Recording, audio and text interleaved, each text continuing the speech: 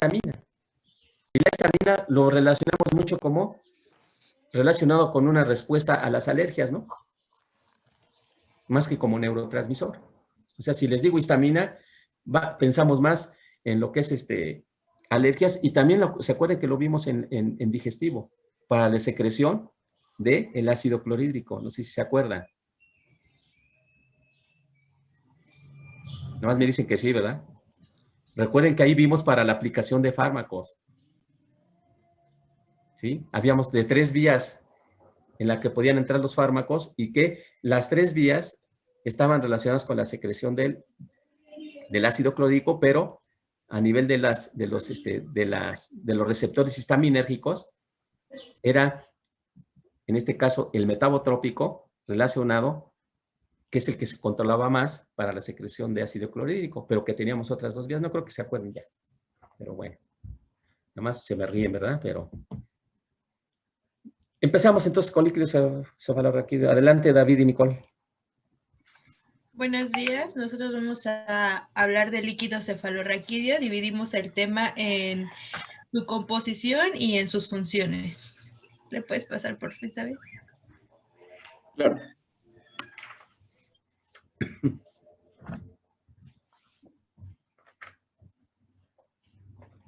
Todavía no se pasa, ¿verdad? No. No. A ver.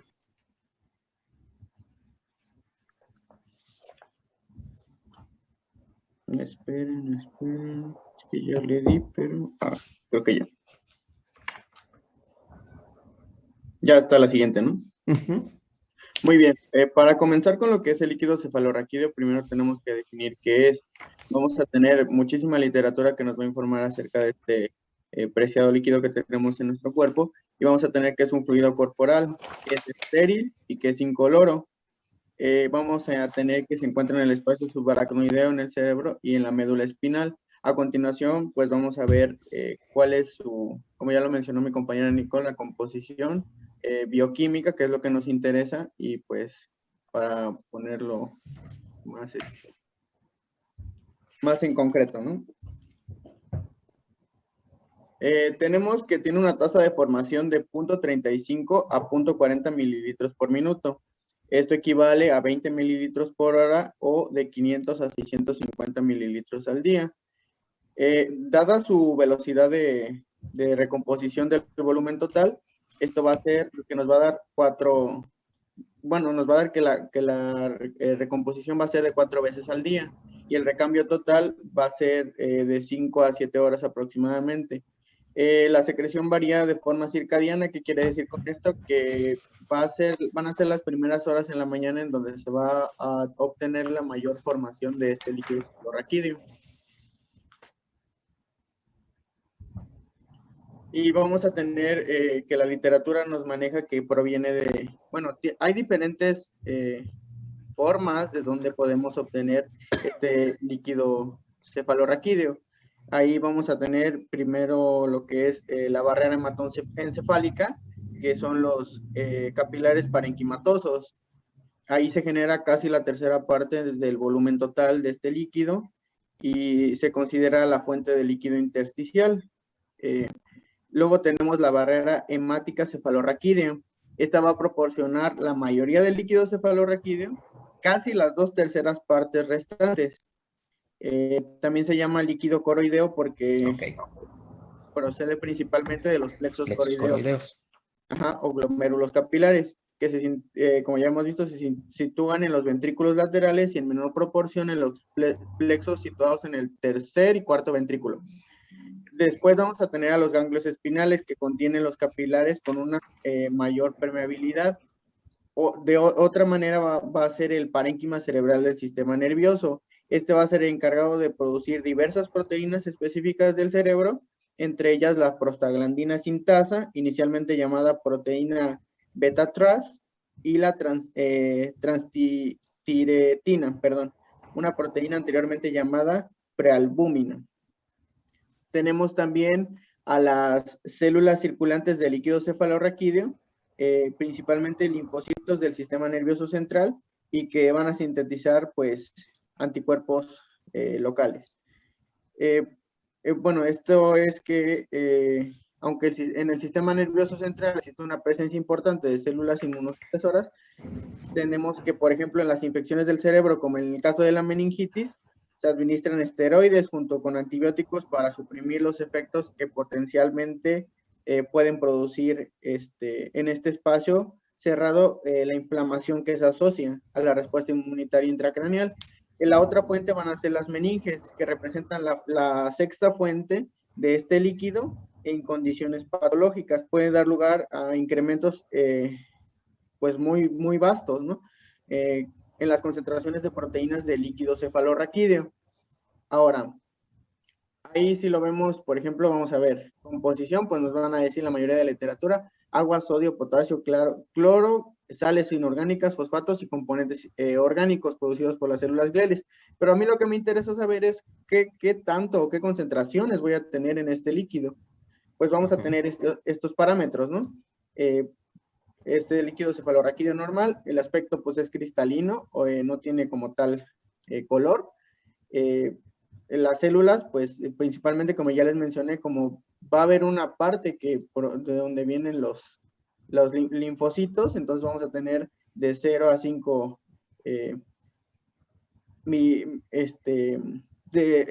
concentraciones de células, perdón. Y las proteínas, vamos a tener una concentración de 15 a 45 miligramos sobre decilitro. Glucosa va a ser un poco más, estamos hablando de 50 a 80 miligramos sobre decilitro. Los cloruros van a representar de 116 hasta 122 miliequivalentes sobre litro. El sodio, concentración un poco mayor. El potasio, pues vamos a tener ahí una concentración de 2,3 a 4,6 miliequivalentes, y la osmolaridad, esto va a ser de 292 a 297. Su densidad, pues obviamente, va a ser de 1,005 a 1,007 gramos sobre mililitro, y el pH vamos a tener que tener un pH de 7.31. Ahora, ¿cómo lo podemos, viéndolo en una tabla comparativa, cómo lo podemos ver?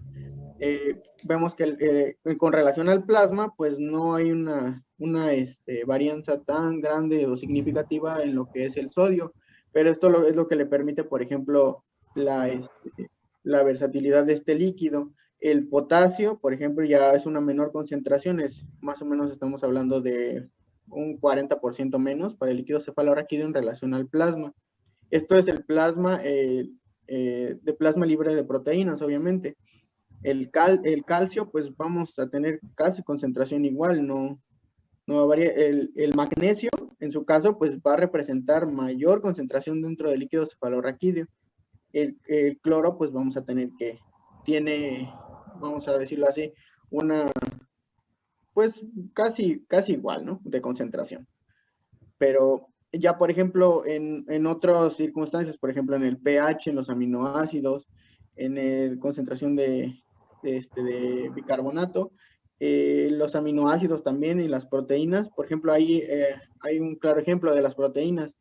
Ahí estamos hablando de que, por ejemplo, en el líquido cefalorraquídeo no hay tanta producción o tanta concentración más bien de proteínas. La osmolaridad va a ser igual, siendo que en el pH también va a haber una varianza pues, ligera, ¿no? Pero al final de cuentas, pues es característica, ¿no?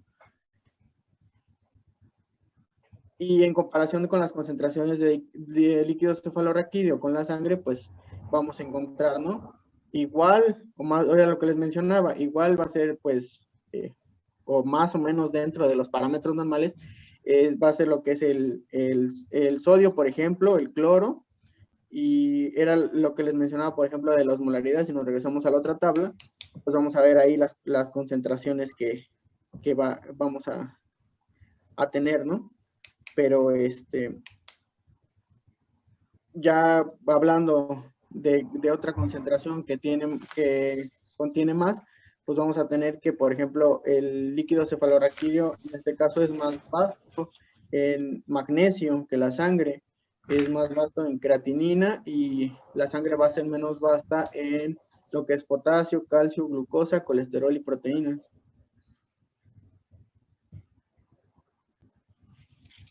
Bueno, para hablar un poco acerca de las funciones, primero tenemos que ver la circulación del líquido cefalorraquídeo.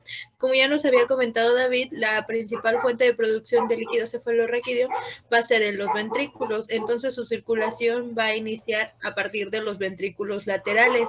Después este líquido va a pasar a través del agujero de Monro y se va a juntar con el líquido que se produce en el tercer ventrículo y van a pasar por el acueducto de Silvio hacia el cuarto ventrículo. A partir de aquí pueden tener dos vías. La primera es que bajen por el canal ependimario y al finalizar su recorrido se vayan hacia el espacio subaracnoideo, en donde va a ser reabsorbido. Y la otra es que pasen a través de los agujeros de Luschka y de Magendie, igual pasen al espacio subaracnoideo. Esta circulación es muy importante porque el líquido cefalorraquídeo va a mantener una presión de 70 a 180 milímetros en una barrera en una línea de agua, constantes, porque se va a estar produciendo a cierta velocidad y se va a estar reabsorbiendo. Si hubiera alguna alteración en alguno de los agujeros que tienen que atravesar para terminar con su circulación, lo que harían es aumentar la presión intracraneana. Y esto nos derivaría en otro problema. La que sigue, por favor.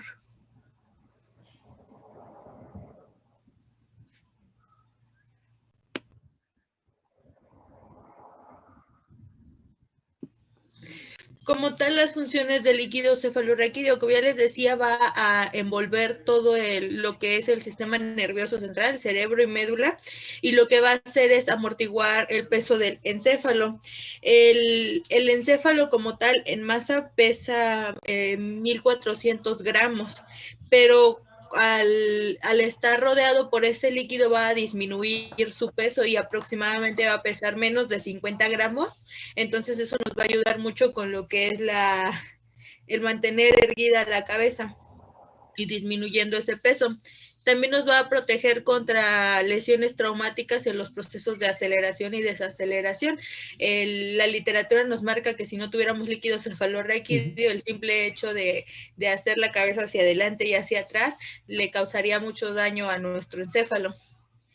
Y también va a funcionar como un sistema de nutrición, principalmente en lo que son el tejido ependimario, la pia madre y la aracnoides, ya que son tejidos avasculares. Entonces, en estos casos, el líquido cefalorraquídeo va a jugar ese papel nutricional en el que va a poder transportar los nutrientes que necesitan estos tejidos. La que sigue, por favor. Y bueno, en la eliminación, como no nada más nos va a servir para amortiguar golpes, también nos va a servir porque el sistema nervioso central va a estar produciendo ciertos metabolitos de degradación. Un ejemplo muy claro son los productos de la degradación de la serotonina y de la dopamina, que se van a segregar a lo que es el líquido extracelular cerebral. Entonces, para que el líquido cefalorraquídeo pueda recolectar estos desechos, va a cruzar lo que es la pia madre y va a cruzar el plexo,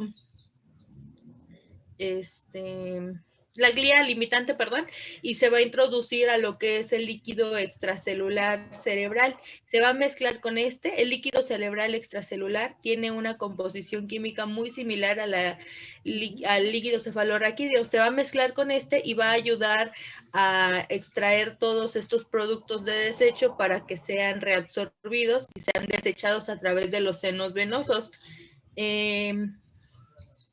Eso es muy importante porque, como nos comentaba David, el líquido cefalorraquídeo va a tener una mayor producción durante la noche y se va a variar de acuerdo a los ciclos circadianos. Por eso es muy importante el descanso, porque durante la noche es cuando nuestro cerebro se está desintoxicando y el líquido cefalorraquídeo juega un papel muy importante para esta desintoxicación de todos estos metabolitos, no solamente de la serotonina y de la dopamina. Puede haber algunos otros productos de desecho que se tienen que eliminar por medio de este líquido. La que sigue, por favor.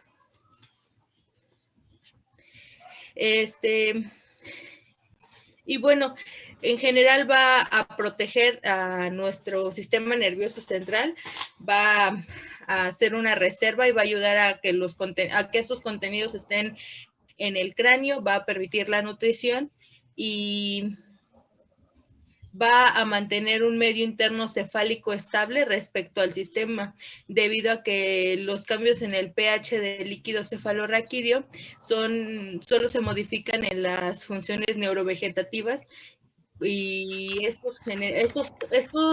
líquido va a hacer esa protección para que se encuentre como aislado lo que es el tejido del sistema nervioso central del exterior del cuerpo. Se maneja un pH de 7.31 a 7.43, que es diferente al pH que se maneja en el organismo en general. Y también nos va a constituir un medio de transporte para las vías de secreción, principalmente hacia la hipófisis. Lo que va a hacer es que constituye como un vehículo para las sustancias neuromoduladoras involucradas en la regulación de algunas funciones vitales, como los quimiorreceptores, y en ese caso, pues de las hormonas de la neurohipófisis, del hipotálamo e incluso de la glándula pineal. Aparte de esto, como en el sistema nervioso no tenemos como tal un sistema linfático, este va a representar la linfa de las meninges y de los tejidos nerviosos, ya que estos no poseen pues ni canales, ni vasos, ni canales linfáticos. La que sigue, por favor. Y me parece que eso sería todo. No sé si tengan alguna duda. ¿Dudas? Creo que lo dijeron bastante, bueno, dieron más de lo que se pedía. Yo nomás tengo una pregunta. Sí. ¿Para qué utilidad, qué utilidad tendría para ustedes el líquido cefalorraquídeo? El conocer esto del líquido cefalorraquídeo. Ok, ya lo conocimos, dónde se origina, su composición, comparado incluso hasta con el plasma, se ve que más o menos son semejantes, o sea, como siempre, con pequeñas variaciones. ¿Y eso de qué nos sirve? Bueno, principalmente cuando buscamos la literatura decía que es muy importante conocer tanto su composición como su función y su presión, porque nosotros tomamos muestras de líquido cefalorraquídeo. Entonces, conocer la composición nos podría hablar de una alteración. Si nosotros al estarlo analizando nos damos cuenta que los valores son diferentes, nos podría encaminar a un diagnóstico. Conocer la presión nos podría ayudar porque dependiendo del sitio en el que se tome la presión de este líquido, la presión va a variar. Es más alta en las zonas, se puede modificar cuando nosotros tomamos una punción porque estamos extrayendo ese líquido y se va a modificar esa presión. Afortunadamente, una vez que se toma una muestra de líquido, se vuelve a cerrar automáticamente el canal por el que nosotros tomamos, pero si el paciente se llega a parar, pues le podría afectar porque esa presión está alterada. También nos podría ayudar el mismo hecho de conocer la presión a saber por qué nuestro paciente tiene algún problema con este líquido, más o menos orientarnos a en dónde podría estar el problema a nivel de producción, a nivel de reabsorción. Ok.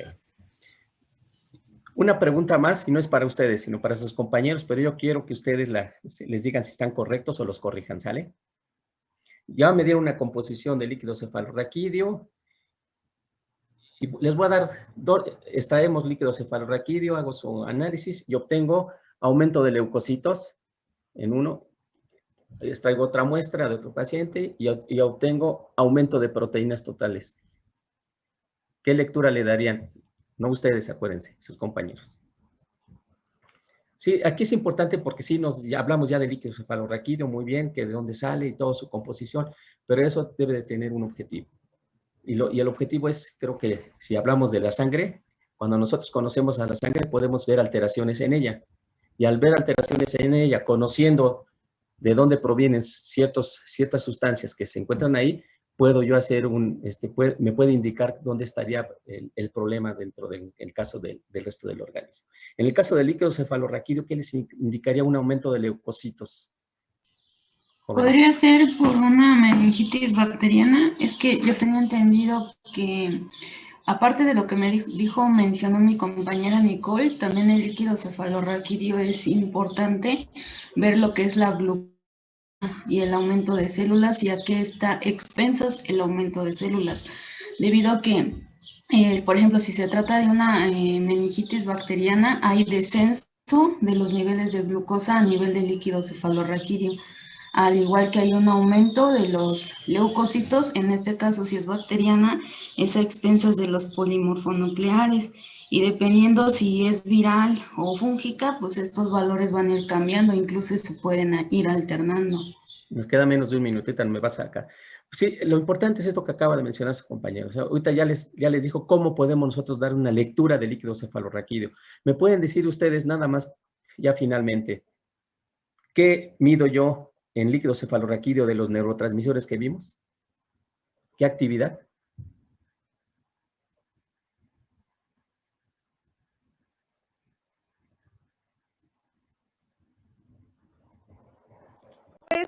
Recuerdo que fue lo que ayer nos explicó, por ejemplo, para medir la actividad de